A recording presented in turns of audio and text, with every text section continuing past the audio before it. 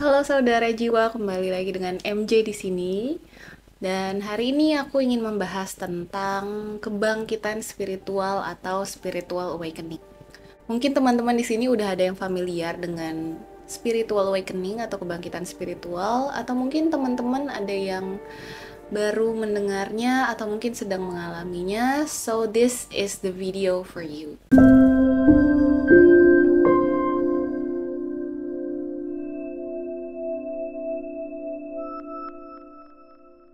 So, aku di sini mungkin akan menambahkan sedikit dan berbagi dengan teman-teman apa sih itu kebangkitan spiritual dan apa ciri-cirinya ketika kamu mengalami kebangkitan spiritual. So, kebangkitan spiritual atau spiritual awakening, in my opinion, adalah saat-saat atau masa transisi ketika kita baru tersadarkan atau baru menyadari bahwa kita itu lebih dari segala apa yang kita kerjakan, apa yang kita lihat, apa yang kita dengar, dan apa yang kita biasa lakukan. Dan juga kita mungkin lebih dari apa yang kita punya. Bahwa kita ini adalah sebuah jiwa, sebuah energi, makhluk multidimensional, sebuah bentuk kesadaran atau consciousness. Dan seiring bertambahnya tingkat kesadaran itu, kita juga mengalami 9 hal berikut ini. Sebelumnya, please don't forget to hit the subscribe button so that you get notifications about my sharing around energy and spirituality. So, ciri-ciri yang pertama, existential crisis atau krisis eksistensi. Ini adalah saat dimana kita mulai mempertanyakan tujuan hidup kita apa sih? Kayak kita gunanya di dunia ini apa sih? Atau kayak bahkan bisa bertanya-tanya setelah hidup di dunia ini apa yang bakal terjadi, atau wondering what were we before we lived on this earth. Sebelum terlahir di dunia ini, kita itu apa sih, kita tuh siapa, dan sebagainya. Di fase ini, seseorang biasanya kerap kali merasakan kesepian atau ngerasa hampa karena dia kayak lagi berproses apa sih yang sedang dia lakukan di dunia ini. Yang kedua, kita mulai mempertanyakan soal agama. Karena biasanya kita mendapat downloads atau informasi atau bukti-bukti nyata tapi yang mungkin tidak masuk akal atau yang kalau kita cocokkan dengan agama kita lumayan bertentangan. Tapi itu nyata adanya untuk kita gitu. Jadi akhirnya kita galau karena di agama itu entah tidak diajarkan atau kita belum tahu atau bahkan ditentang. Aku sendiri ada fasenya maju dan mundur ya. Tapi ada satu momen di mana aku menemukan kesempatan untuk belajar lebih dan mengambil beberapa pandangan dari berbagai agama. And then I found titik tengahnya. 3. Melepaskan kemelekatan. Bisa secara terpaksa atau secara sukarela. Maksudnya apa sih melepaskan kemelekatan? Sinilah saatnya seseorang belajar melepaskan dirinya dari sesuatu yang tidak lagi baik untuk perkembangan jiwanya. Entah itu orang lain, atau harta, jabatan, status, barang kepunyaan, dan lain-lain.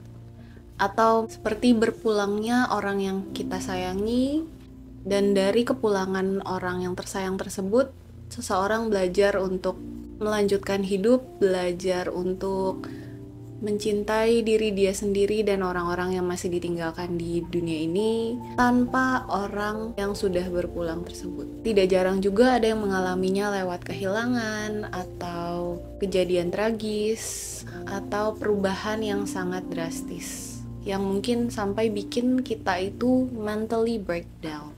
Keempat, semakin sadar dengan pikiran, perasaan, dan juga badan sendiri. Jadi pertanyaan yang sering keluar tuh kayak, kenapa ya? Kenapa ya aku bisa berpikiran seperti itu? Kenapa ya aku bisa ngerasa kayak gitu? Atau tindakan aku tadi berasal dari mana ya? Dan somehow kita jadi lebih sadar reaksi badan kita terhadap suatu zat. Seperti misalnya tadinya tuh minum kopi 5 kali sehari nggak ngerasa apa-apa.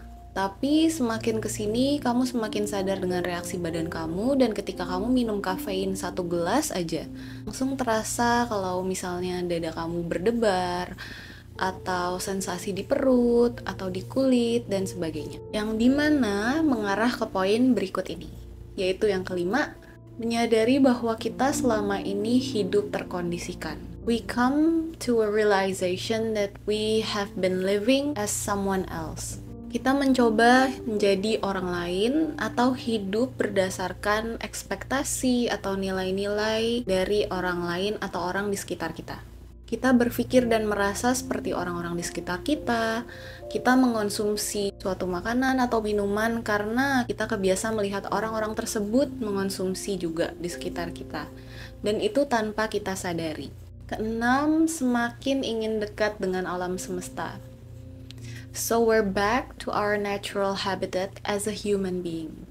Rasanya tuh kayak ada yang kurang kalau misalnya nggak ke yang hijau-hijau, atau jarang menginjak rumput, atau jarang melihat hutan, atau ke pantai gitu. Jadi makin lama rasanya semakin rindu dengan alam dan memang gak bisa jauh-jauh dari alam. Ketujuh, keinginan untuk sembuh yang tinggi dan ketertarikan terhadap penyembuhan-penyembuhan holistik. Jadi dibalik ketertarikan dengan alam dan kembali ke pendekatan yang holistik atau natural, somehow at the back of our mind, kita tuh menjadi terbangunkan, tersadarkan lagi kalau kita itu sebenarnya punya misi yang lebih besar di dunia ini. So we want to live longer. So we want to live healthily and happily. Dan dengan tingkat penyadaran yang semakin tinggi itu membawa kita ke nomor 8, yaitu menjadi lebih sensitif terhadap energi. Entah itu terhadap orang lain, terhadap alam, terhadap diri sendiri, atau juga pada non-manusia. Penglihatan yang lebih tajam, penciuman, indera pengecap rasa, atau pendengaran yang juga semakin kuat, bahkan juga semakin sensitif dengan sentuhan, atau juga bisa merasakan energi atau mungkin aura dari suatu tempat atau seseorang dan lain-lain. Dan yang paling menarik adalah yang terakhir, yaitu yang ke-9, mengalami kejadian-kejadian yang di luar nalar atau mengalami yang namanya sinkronisitas atau kebetulan yang terlalu bagus kalau disebut kebetulan, seperti yang diomongin langsung tiba-tiba kejadian, atau mendapat wangsit dari mimpi, atau kemampuan bisa telepati dengan orang lain, melihat angka kembar, melihat bulu-bulu, atau melihat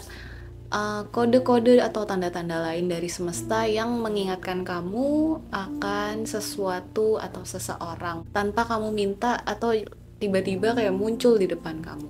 So, saudara-saudara jiwaku, apakah dari kalian ada juga yang sedang mengalami kebangkitan spiritual? Dan mungkin boleh share gimana pengalaman kalian sendiri dalam perjalanan spiritual kalian.